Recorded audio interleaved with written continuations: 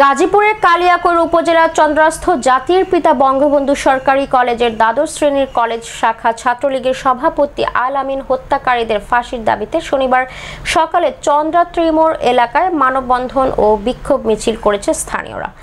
স্থানীয় একাধিক সূত্র জানায়, গত 6 জুন জাতির পিতা বঙ্গবন্ধু সরকারি কলেজ সংলগ্ন চন্দ্রা ডাইনকিনি মোড়ে দুপুর 12:30টার দিকে প্রকাশ্য দিবালোকে কুপিয়ে ও পিটিয়ে আল আমিনকে নৃশংসভাবে হত্যা করা হয়। নিহত আল আমিন জাতির পিতা বঙ্গবন্ধু সরকারি কলেজের দ্বাদশ শ্রেণীর ছাত্রলীগের সভাপতি ছিলেন। এই ঘটনায় আল আমিনের বাবা মোতালেব হোসেন ওই দিনই বাদী হয়ে 18 জনের নাম উল্লেখ করে কালিয়াকৈর থানায় হত্যা মামলা দায়ের করেন। এই প্রেক্ষিতে 8 জুন শনিবার সকালে ঢাকা-টাঙ্গাইল মহাসড়কে চন্দ্রাস্থ জাতির পিতা বঙ্গবন্ধু সরকারি কলেজ গেটের সামনে মানববন্ধন ও বিক্ষোভ মিছিল অনুষ্ঠিত হয়। এই সময় বক্তব্য রাখেন নিহত আল আমিনের বাবা মোতালেব হোসেন, মামা হারুনুর রশিদ, প্রতিবেশী ফরহাদ হোসেন ও হাসান প্রমুখ।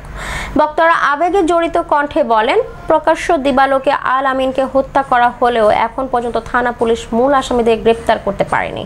অতি শীঘ্রই আসামিদের গ্রেপ্তারপূর্বক দৃষ্টান্তমূলক শাস্তির দাবি জানিয়ে মাননীয় প্রধানমন্ত্রী সহ যথাযথ কর্তৃপক্ষের নিকট দাবি জানান।